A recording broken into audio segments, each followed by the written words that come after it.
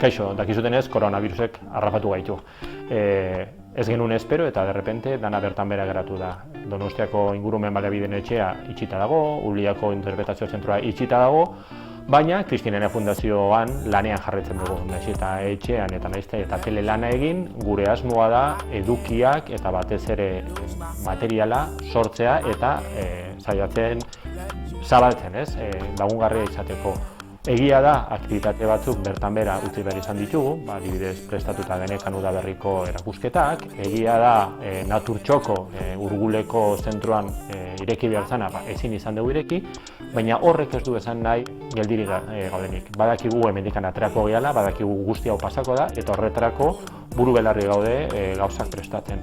Hasi gea, dagoeneko bideoak eta edukiak zabaltzen, interneten zabaltzen, eskuragarria jartzeko, eta gure ateak irekitzeko garaian izango ditugu erakusketa berriak, izango ditugu ekitaldi berriak, izango ditugu jarduera, tailerrak eta bisita. Espero dugu laster izatea, animo handia bidali nahi dizuegu, eta jakiteko hau dana pasatzen denean, Kristinenea prest egongo dela, zuekin berriz egoteko. Animo!